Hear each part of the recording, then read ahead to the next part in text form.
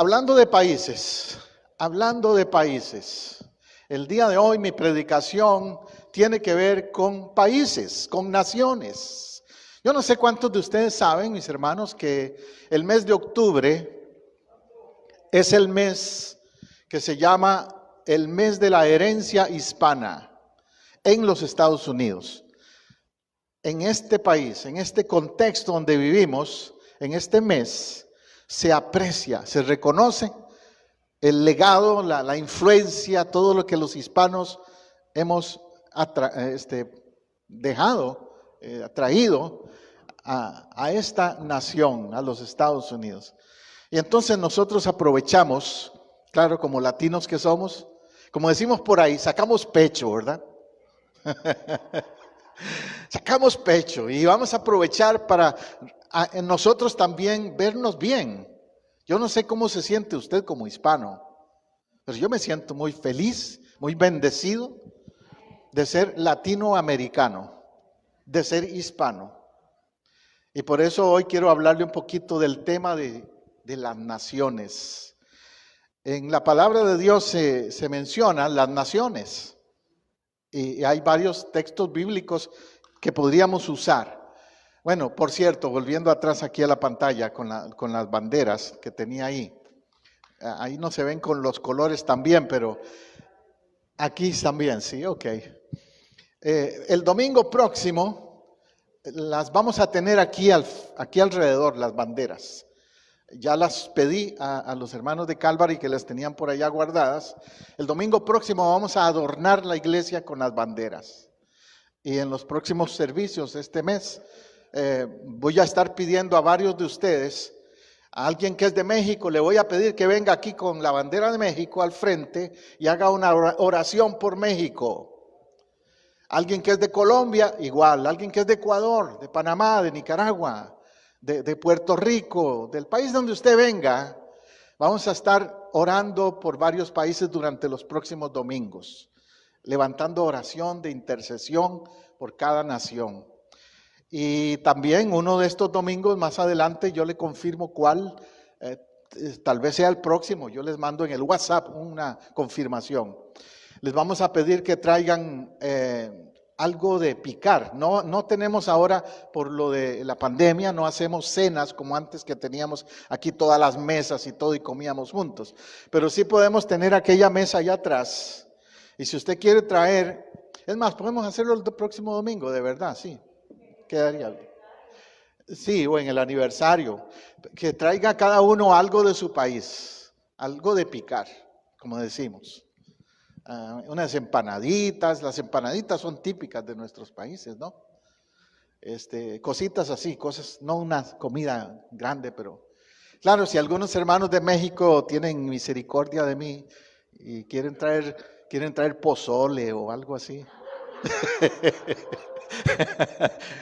Qué pastor más antojado, dijeron. No, cualquier cosita que puedan traer algo de su país, ¿verdad? Ese día. Nosotros los de Costa Rica, pues vamos a traer gallo pinto, algo así, como un gallo pinto. ¿Está bien? El asunto es que este mes vamos a celebrar, vamos a estar gozándonos de ser latinoamericanos. ¿Qué dice la palabra de Dios en cuanto a las naciones? Vaya conmigo a Segunda de Pedro 2:9. Primera de Pedro 2:9.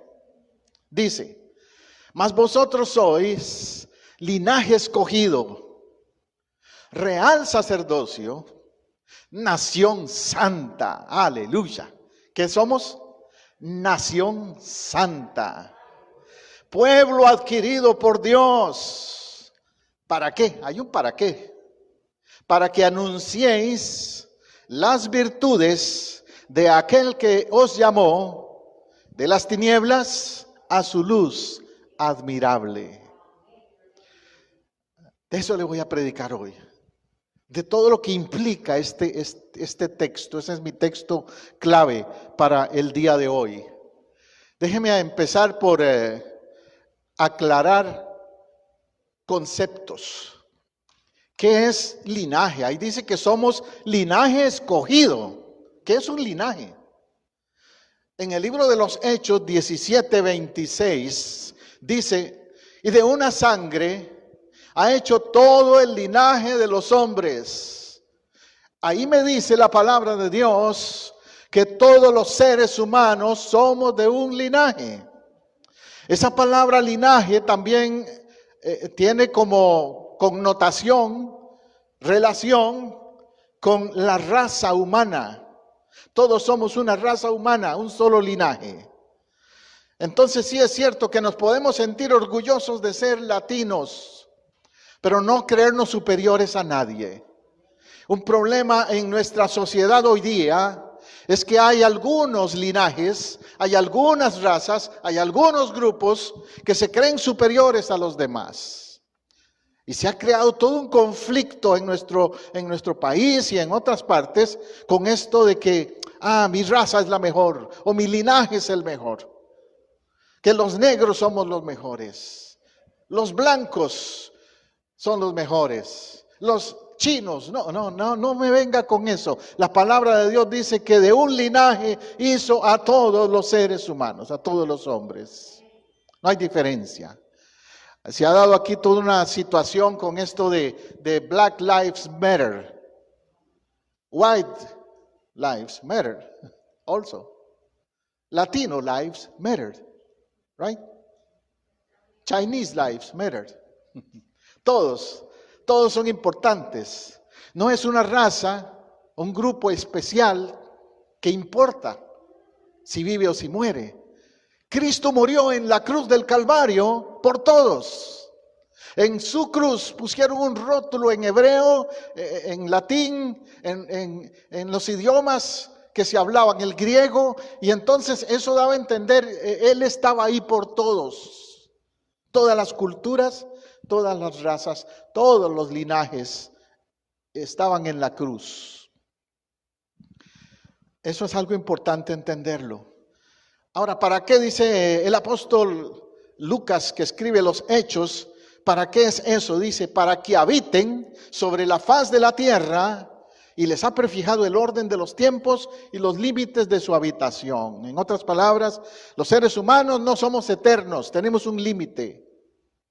Pero mientras estamos en este mundo, en esta tierra, nos identificamos con alguna nación tal vez, con alguna raza, con algún grupo. Y podemos caer en esa trampa de creernos superiores. Pablo dice eso y Lucas dice eso porque recuerde que los judíos pensaban así. Los judíos pensaban que ellos eran superiores por ser la nación donde nació el Mesías y el pueblo de Dios, etcétera, y cayeron en esa mentalidad de creerse superiores. Y los apóstoles les hacen ver, no, espérense, Dios hizo a todos de una sola sangre, de un solo linaje. Cuando usted se corta un brazo, una mano, lo que sea, ¿sale sangre diferente dependiendo del país que usted es? No, ¿verdad? Sale sangre roja. Igual, para un afroamericano, para un chino, para un latino, para un blanco americano, ¿cómo le llaman? Yo les he contado que cuando yo lleno documentos, formularios para alguna aplicación de algo, siempre preguntan ahí, race, ethnicity. Y en la parte que dice race, yo siempre pongo humano, human. Como diciendo, ¿qué es eso? ¿Acaso que somos la misma raza, todos los seres humanos? Ahora, cuando me dice ethnicity, entonces ya eso se refiere a un grupo más específico. Y yo pongo con mucho orgullo latino. Pero ante todo soy un ser humano. Y por eso tenemos que servirnos y ayudarnos. Y pasar por alto diferencias que a veces nos separan, barreras que nos dividen como seres humanos, que las creamos nosotros, los seres humanos. Es triste, por ejemplo, cuando yo vine a Chicago, la primera vez que vine a Estados Unidos, entré a Chicago y me dicen los hermanos, la iglesia ahí en Chicago, pastor, aquí es diferente que en Costa Rica. Aquí, cuidado donde entra. Por allá es el barrio de los polacos, por allá es el barrio de los italianos. Por allá es el barrio de los afroamericanos. Por allá es el barrio de los mexicanos. Era donde yo me fui a meter, porque ahí son amigos míos. Recuerdo que entré a una calle en un vecindario donde estaban unos jóvenes jugando básquetbol, unos afroamericanos. Y yo abro la ventana para pedirles dirección de cómo llegar a la iglesia hispana. Y se quedan viendo y me dicen, usted no es de aquí, ¿verdad? Me dicen. Le digo yo, no, ¿por qué?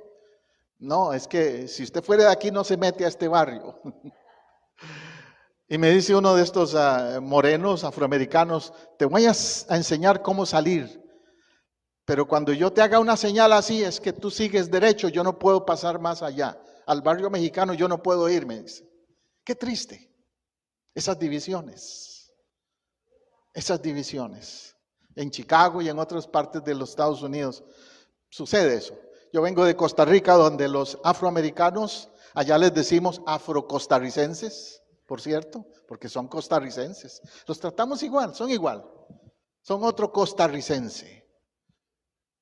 Y yo crecí con muchos amigos afrocostarricenses, sin ningún problema. Pero vengo aquí y me encuentro con que hay esas separaciones, lamentablemente, ¿verdad?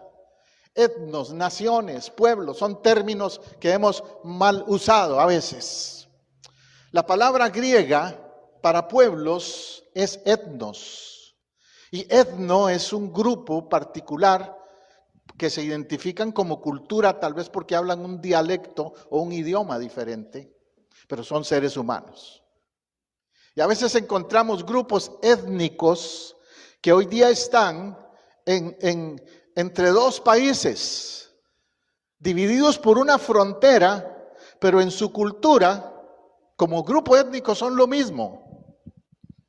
Allá en mi país, en Costa Rica, hay un grupo étnico en la zona de Costa Rica que se llaman los bribri. Los bribri están en el lado de Costa Rica, pero también están en el lado de Panamá. Solo cruzas el puente y la frontera y ahí hay otra población que son igual, hablan el dialecto bribri, son la misma cultura. Creo que lo mismo pasa en México, ¿verdad? Con Guatemala y Chiapas, en esa zona. Hay gente que hablan el mismo dialecto, la misma lengua y todo, pero los han separado de una frontera. Los seres humanos han hecho esas barreras. Hechos 2, capítulo 2, verso 5 dice, había en Jerusalén judíos, que allí residían, varones piadosos, procedentes de todas las naciones bajo el cielo. Pero también había gente que venía ¿de dónde? De todas las naciones bajo el cielo. En los Estados Unidos sucede lo mismo. Podemos decir que aquí en los Estados Unidos hay mayoritariamente la gente blanca que llamamos, la palabra correcta más bien los angloamericanos, por el tema de su dialecto, no del color de su piel, por el tema del idioma, como les decía. Los angloamericanos son la mayoría, pero también, como dice el texto aquí en Hechos, aquí también viven procedentes de todas las naciones bajo el cielo. Procedentes de todas las naciones bajo el cielo. Los hermanos que son de New York me corrigen si estoy equivocado, pero una vez leí un dato de que, por ejemplo, en New York se hablan como 80 idiomas. Solo en New York. 80 idiomas. Y a veces uno va a ciertas áreas del país donde traducen los documentos para la comunidad y los ponen por lo menos en 4 idiomas. Por lo menos, a veces. Siéntase orgulloso de ser hispano por algo que le voy a decir. ¿Sabe cuál es el segundo idioma más hablado en los Estados Unidos? Español. Español. Y en algunas partes, hasta más que el inglés. Si usted va a Miami, va a ver tiendas, negocios donde hay un sign, un rotulito que dice, we speak English. Porque hay que decirles que hablan inglés, porque todo el mundo habla español ahí en Hialeah, en Miami. Todo el mundo. Tú puedes vivir en Miami, tú puedes vivir en New York toda la vida y no hablar inglés. Conozco gente que ha vivido 30 y pico años en esas ciudades y no hablan inglés, no lo necesitan, por lo grande que es la comunidad hispana de todas las naciones. Ahora, ahí dice todas las naciones bajo el cielo. También te encuentras gente de muchos lugares. Mire, si usted va aquí cerca a echar gasolina al carro, probablemente el señor que le venda la gasolina es de Pakistán, o del Líbano, o de alguna otra nación por ahí. Usted quiere comer comida internacional, solo métase ahí rapidito y diga, restaurants near me. Y ahí te va a decir cuál es el restaurante cerca de ti. Y te vas a encontrar con comida asiática, comida africana, comida de la India, comida griega, comida, you name it, como dicen en inglés, habla lo que quieras, de cualquier nacionalidad. Y si hablamos de iglesias, ¿qué pasa? También las naciones están representadas, ¿verdad? Hay aquí calles en esta comunidad, hay calles donde hay 4 o 5 iglesias en una sola calle. Hay iglesias coreanas, hay iglesias filipinas, iglesias latinas, iglesias angloamericanas también. De todos los países te vas a encontrar iglesias, congregaciones, representando, como dice el texto ahí, todas las naciones bajo el cielo. Y en eso lo que quiero decirte también es que tenemos una oportunidad como iglesia de testificar a cualquier nación. Podemos ser misioneros estando aquí, sin salir de Estados Unidos. Podemos ser misioneros, porque un misionero es uno que alcanza a los que son de otras naciones. Podemos ser misioneros también nosotros, ¿verdad? Aleluya. ¿Qué más dice el texto ahí en Primera de Pedro? En Primera de Pedro, volviendo a ese texto base de mi sermón, dice que somos real sacerdocio. Cuando usted le menciona la palabra sacerdocio, ¿qué viene a su mente? Probablemente se imagina a un señor con una túnica negra, con un traje negro y que anda haciendo rituales extraños.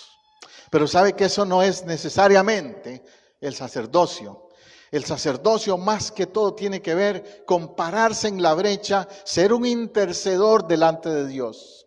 La función principal de un sacerdote es interceder, ser un mediador, un intercedor delante de Dios. Y si dice que tú y yo somos real sacerdocio, quiere decir que tú y yo somos intercedores. Que tú y yo podemos ponernos en la brecha y orar por nuestra nación, por las familias, por lo que sea necesario que requiera intercesión. Qué bueno es que a los cristianos, a veces gente que no está en las cosas de Dios, cuando están pasando por una situación difícil, nos buscan y nos dicen, que Dios lo oye, le dicen a uno, ore por mí.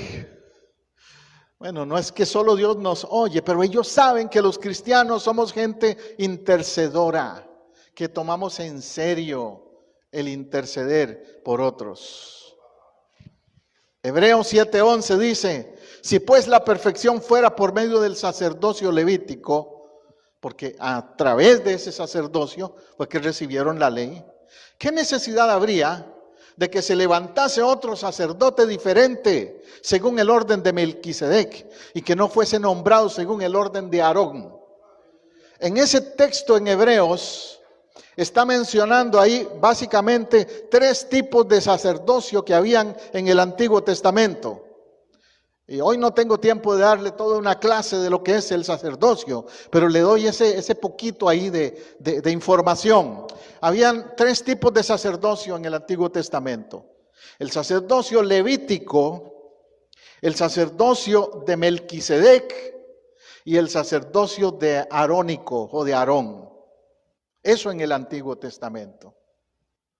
Y tenían sus roles en la historia de Israel. En el pueblo judío tenían diferentes funciones. Sin embargo, dice el pasaje en Hebreos que estamos leyendo, que había necesidad de otro diferente, de un sacerdote diferente, ¿Quién es ese sacerdote diferente? Cristo. Cristo. El Señor Jesús es nuestro Mesías. Pero también Él funcionó muchas veces como sacerdote. Cuando Él intercedía por todos nosotros y sigue siendo un intercedor, sigue siendo el sacerdote nuestro principal, el sumo sacerdote. Por eso es que los cristianos evangélicos no creemos en ir y orar a otros santos por ahí, como dicen. Porque tú sabes, en la mentalidad popular habían santos para todo. Yo me acuerdo cuando yo estaba jovencito que me decían que hasta para buscar novia había un santo. Y había uno que lo volteaban cabeza abajo. Y es para que se fueran los vecinos si te caían mal los vecinos. Había santos para todo. Que llueva, que venga San Isidro Labrador, quita el agua y pon el sol, decían. Pero hoy día, hoy te puedo decir, no necesitas santos para nada más. Solo necesitas a Cristo como tu mediador, como tu sacerdote, como al que tú te puedes acercar a su trono con toda confianza y Él va a tomar tu petición. Ese es el sacerdote diferente. Aleluya. Y dice que no fue nombrado según esos órdenes tradicionales, era diferente. Le repito que también usted y yo somos sacerdotes ahora. Yo tengo una función aquí como pastor que es diferente, pero la función de sacerdotes la tenemos todos. La iglesia del Nazareno, la iglesia con la que usted y yo somos miembros, cree en lo que se llama el sacerdocio de los creyentes. Es una de nuestras doctrinas, el sacerdocio de los creyentes. Primera de Pedro 2:5 es otro versículo que lo confirma. Ahí dice, ustedes también, como piedras vivas, sean edificados como casa espiritual y sacerdocio santo. ¿Qué más? Sacerdocio santo. ¿De quién está hablando? De ustedes. Les dice, ustedes también. Ustedes son piedras vivas. Ustedes no son piedras muertas, no. Usted está vivo y Dios le quiere usar. Dios le quiere usar como un intercedor. Dice para edificar casa espiritual, porque la casa espiritual no es este edificio en donde estamos. Siempre se ha hablado también equivocadamente de que la iglesia es este edificio, no. Los domingos la iglesia viene al templo, pero la iglesia en toda la semana está en todo lugar porque usted y yo somos la iglesia, donde quiera que andemos. Pero usted y yo sí somos lo que llama aquí el pasaje, casa espiritual, gente de Dios, sacerdocio santo. Ahora note que dice sacerdocio santo. Yo no puedo llamarme sacerdote sin santificación, sin consagración. Un requisito fundamental del sacerdocio es la consagración, la dedicación.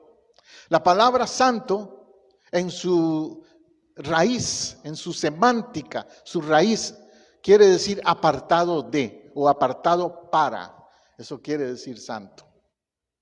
Entonces no estoy hablando de ser santos en un sentido legalista, religioso, no santidad en que si me visto de cierta manera o que si me peino de cierta manera. No me refiero a esa santidad externa que algunos a veces enfatizan. Me refiero a la santidad interior, a la santidad del carácter, el fruto del Espíritu manifestándose en mi vida. Eso me hace mostrar esa santidad. Y entonces cuando yo tengo esa santidad del fruto del Espíritu en mi vida, puedo ejercer el sacerdocio santo. Ahora ahí lo define. Para ofrecer sacrificios espirituales aceptables a Dios por medio de Jesucristo. El ministerio sacerdotal también incluye ofrecer sacrificios espirituales. Los judíos en la antigüedad ofrecían sacrificios humanos o de animales, cosas así. Ahora no se nos requiere eso. Es más, ni los judíos hoy día matan animales tampoco, ni ellos. Pero antes era así. Tenías que traer al templo una palomilla, tenías que traer un cordero, una oveja, hasta un buey, animales grandes también. Y todo el tiempo estaban en ese templo en Jerusalén que corría la sangre de tantos animales que mataban. Sacrificios humanos. También humanos en el sentido de que los humanos tenían que hacerlo. De alguna manera. Bueno, también a veces en nuestra cultura, y más en la cultura latina, a veces se ha creado la idea de que para agradar a Dios yo tengo que hacer ciertos sacrificios. Entonces a veces oímos a gente que dice, yo voy a caminar a pie de tal ciudad, a tal templo, a tal lugar, hay una peregrinación y voy a ir yo ahí para que Dios me conceda ciertas cosas. ¿Sabes que Dios no necesita que camines largas distancias ni hagas ese tipo de sacrificios para que Él haga algo por ti? Él lo va a hacer por su gracia, por su gracia. Lo que sí te pide es sacrificios espirituales. ¿Qué quiere decir eso? Cosas que nazcan del Espíritu. El Señor Jesús dijo, Dios anda buscando ¿qué? Adoradores que le adoren en espíritu y en verdad. No a través de sacrificios, de cosas materiales, no. Sacrificios espirituales aceptables a Dios. ¿Y cuál es el sacrificio espiritual más aceptable a Dios? Póngase a pensar en eso. ¿Qué pide Jehová de ti? Como dice el profeta. Amar, misericordia, hacer justicia. Amén. ¿Qué pide el Señor de nosotros? Hijo mío, dice la palabra, hijo mío, dame tu corazón. Entonces, en realidad, los sacrificios más aceptables delante de Dios son esa rendición del corazón, esa rendición de tu voluntad. Y el actuar, el trato a los demás con amor, con justicia, con misericordia, ahí eso sí le agrada a Dios. Y todo eso dice por medio de Jesucristo. Todo es por medio de Jesucristo. Nación santa, dice que somos nación santa.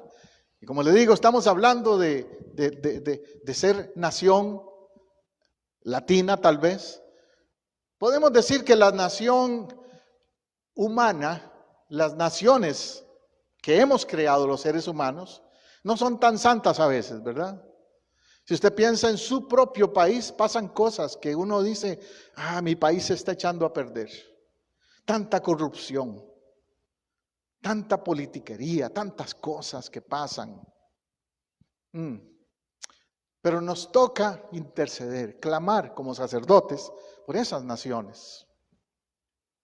Levítico 27 dice, santificaos pues y sed santos, porque yo Jehová vuestro Dios soy santo.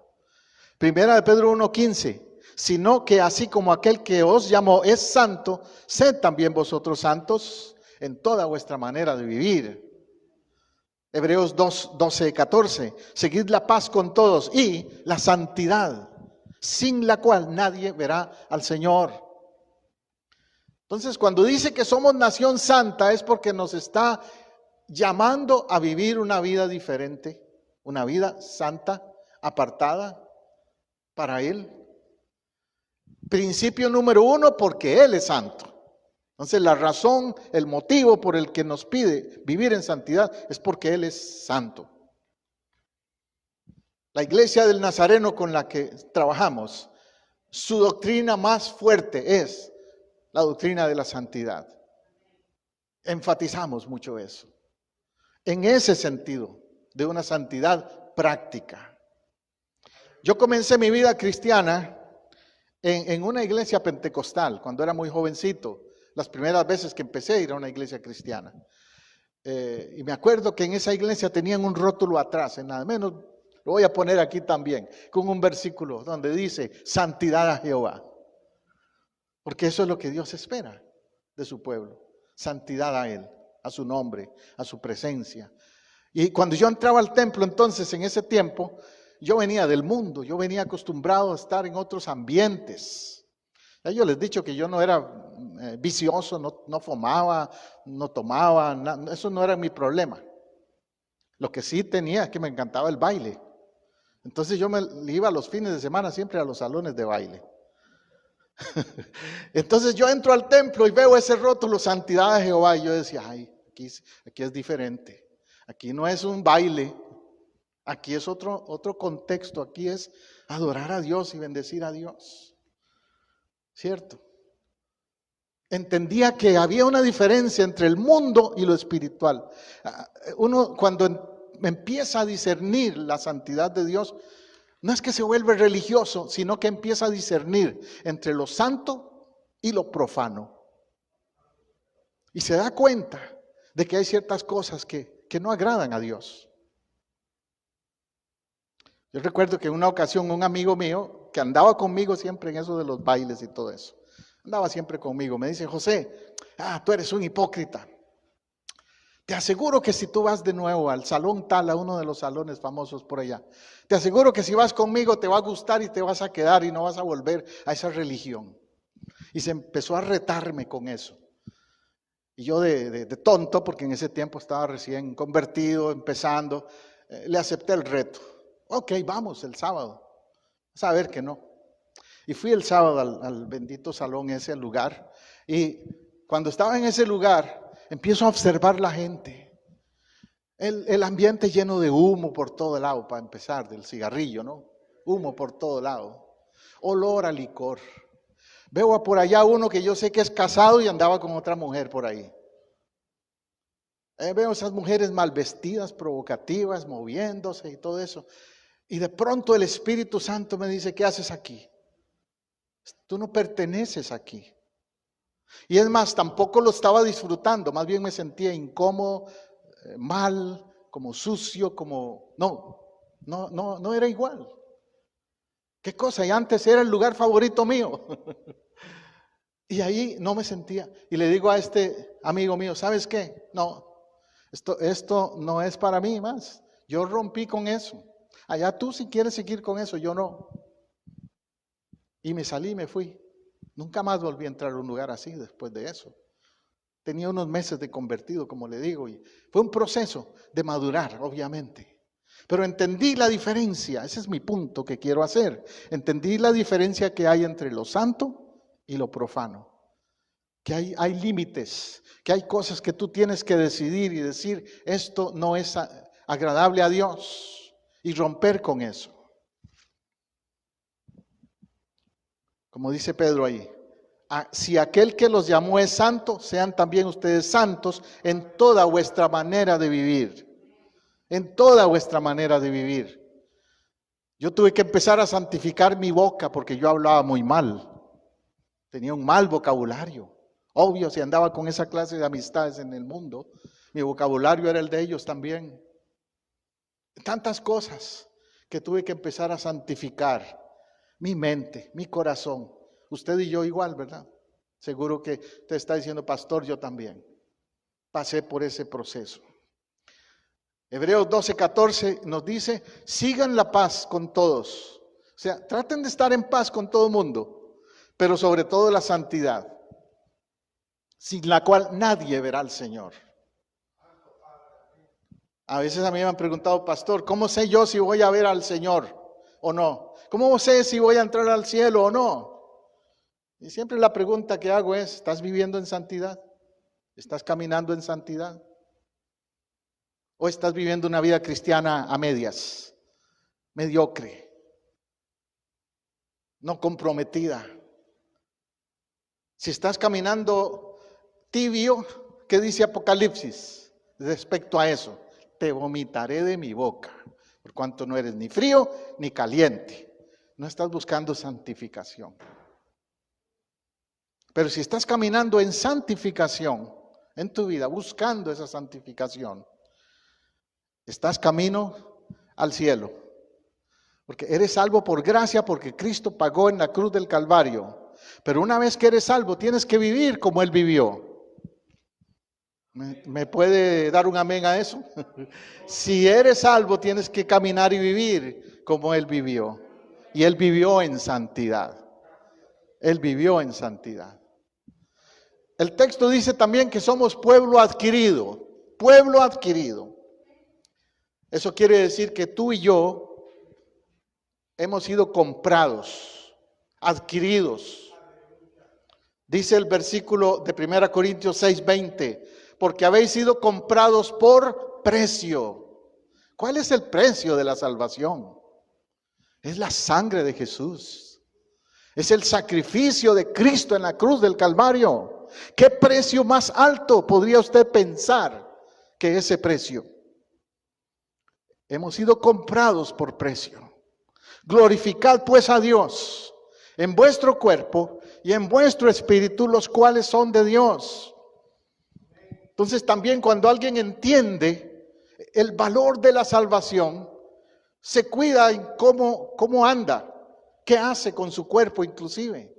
Por eso dice, glorificad a Dios en vuestro cuerpo y en vuestro espíritu.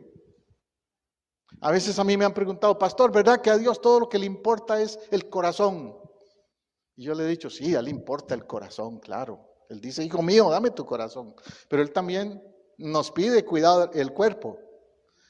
Nos pide preocuparnos por cómo vestimos. No en una manera, te digo, religiosa, extremista, pero sí una manera que refleje que eres un hijo de Dios o una hija de Dios. ¿O qué haces? ¿Qué comes inclusive? Por ejemplo, a mí me han preguntado, pastor, ¿y dónde dice la Biblia no fumaréis? No, en ninguna parte. No lo dice así, no fumaréis. Pero sí dice, glorificad a Dios en vuestro cuerpo. Entonces la pregunta es, ¿a Dios le glorifica que envenenes tu cuerpo? ¿Que destruyas tus pulmones? No, ¿verdad? Ahí es donde se aplica ese principio. 1 Corintios 7:23, por precio fuisteis comprados, no os hagáis esclavos de los hombres. 2 veces lo repite, 2 veces. Por precio es que fuimos comprados. Y obvio, el precio es Cristo. El precio es Cristo. Y dice, no os hagáis esclavos de los hombres. O sea, si ya te compró Cristo, no te ates a religiones falsas. No te ates a filosofías humanas. No te ates a figuras populares, celebridades. No te ates a políticos. Cuando dice a los hombres se refiere a todo eso. Porque lamentablemente a veces hay cristianos que hasta se enojan con otros porque no apoyan a un líder político o porque le siguen a otro deportista por ahí. Por ejemplo, el fútbol o el béisbol o el deporte. Y si tú vas al equipo contrario, se pelean contigo. Cosas como eso. O celebridades. No, nosotros los hijos de Dios tenemos nuestra mirada puesta en Cristo. Nos gusta, tal vez estamos de acuerdo con algún político en alguna área, en algún aspecto. Nos gusta algún deportista por ahí. Nos gusta alguna celebridad quizás que tenga un buen mensaje, quizás. Pero por encima de todo, nuestro líder, nuestro héroe es Cristo. Ningún otro más. Nadie más. Amén. Bueno, la última parte de ese texto en Pedro dice que es para anunciar las virtudes del que nos llamó de las tinieblas a su luz admirable. Anunciar las virtudes. Otra cosa que te toca a ti y a mí hacer es eso. Anunciar las virtudes. ¿Cuáles virtudes? Las de Cristo. Las de Cristo. Hechos 8:25 dice que ellos, habiendo testificado solemnemente, hablado la palabra de Dios, se volvieron a Jerusalén y anunciaron el evangelio en muchas poblaciones de los samaritanos. ¿Qué hicieron ellos? Testificar, anunciar el evangelio. Y anunciar el evangelio es decirle a otros quién es Cristo. anunciar las virtudes de Él, decir quién es Él. A veces yo me envuelvo en diálogos con la gente y siempre la gente va a empezar como la mujer del samaritana, la que empezó a dialogar con Jesús.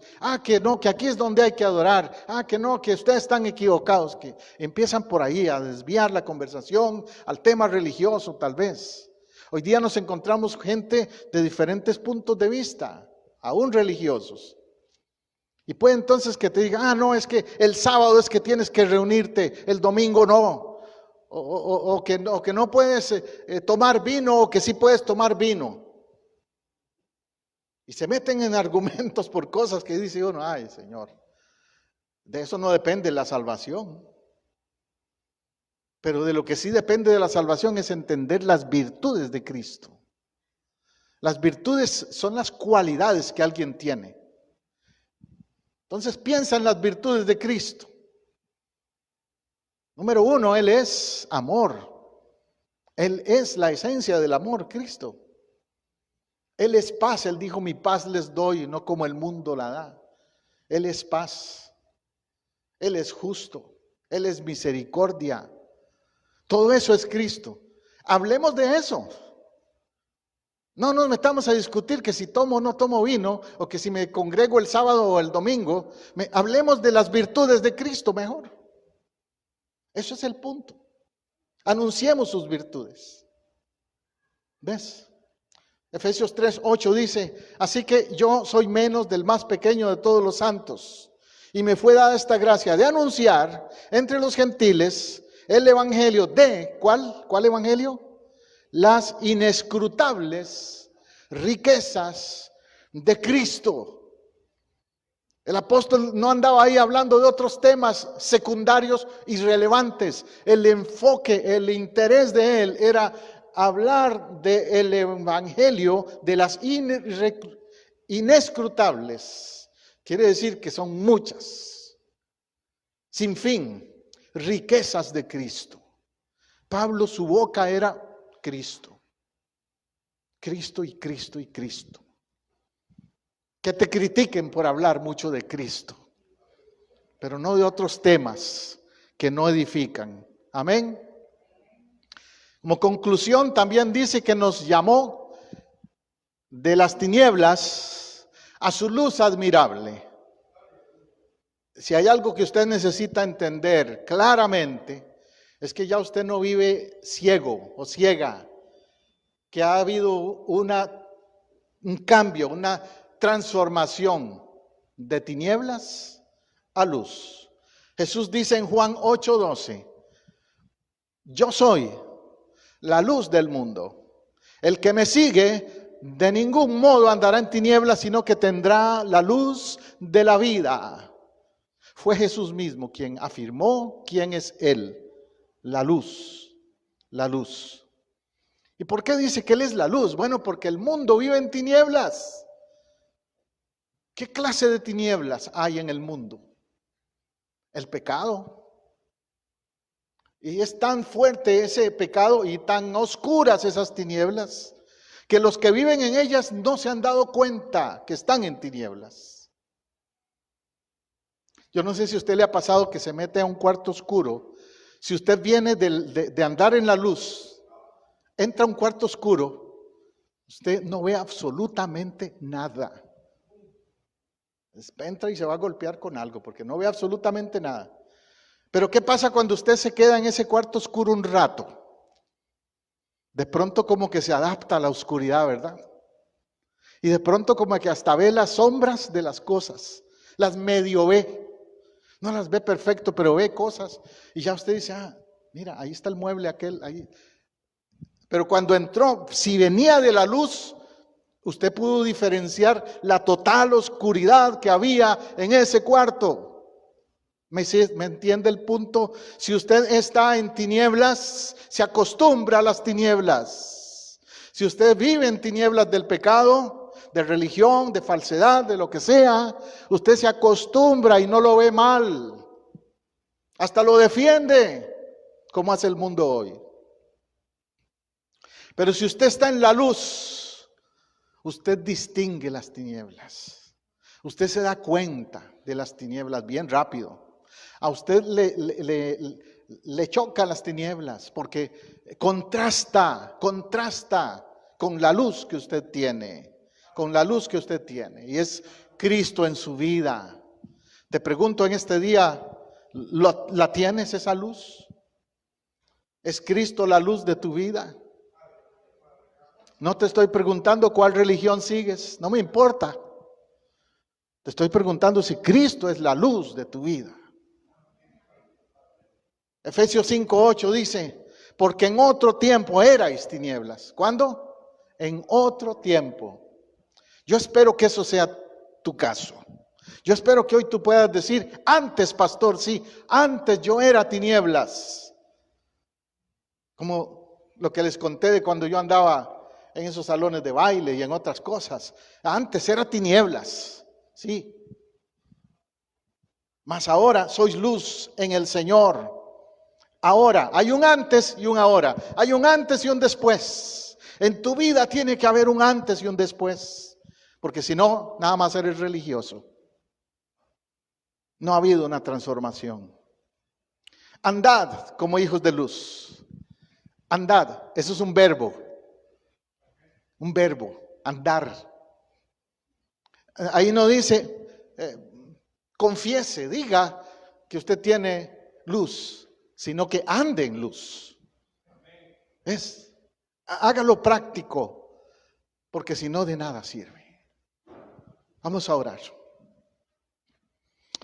A ti, Señor, hemos expuesto en tu palabra, hemos hablado de tu evangelio una vez más. No es mi palabra, es la tuya, Señor, y por eso yo te pido que ahora tú la hagas fructificar. Que ahora mismo, si hay alguien que ha escuchado este mensaje aquí o en otro lugar, sienta convicción de pecado. Sienta, Señor, el llamado tuyo para vivir en santidad, para ser nación santa, para unirse a tu pueblo, a tu iglesia, a la nación santa, para vivir diferente. Mi hermano, mi hermana, si usted está aquí en el templo y siente que este mensaje ha sido para usted en alguna manera, hable al Señor, hable a Él. Ahora es el momento. Este altar está abierto si usted desea pasar aquí al frente también. Si necesita oración, si necesita reconocer que en su vida hace falta más santificación, el altar está abierto. O ahí donde está, hable al Señor. Ábrale su corazón. Dígale, Señor, yo reconozco, admito que para ser parte de esa nación santa, de ese pueblo adquirido, necesito buscarte más comprometidamente. Aquí estoy, Señor. Transfórmame más a tu imagen.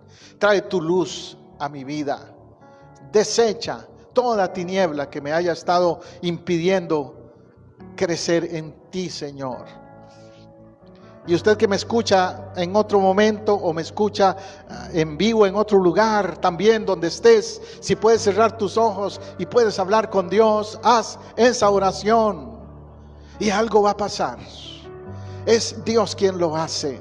Yo solo soy un sacerdote hoy que te habla, un mediador, uno que intercede para que Dios actúe en tu vida. Pero es tu oración.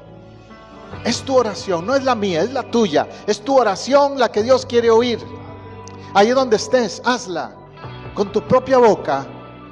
Acepta tu necesidad de más santificación en tu vida. Oh Padre, en el nombre de Jesús, yo creo y afirmo que eso está haciendo ahora mismo, sucediendo en alguien, Glorifícate, Señor. Glorifícate, Señor, con tu poder, con tu unción en la vida de alguien que ha escuchado este mensaje. Aleluya, aleluya.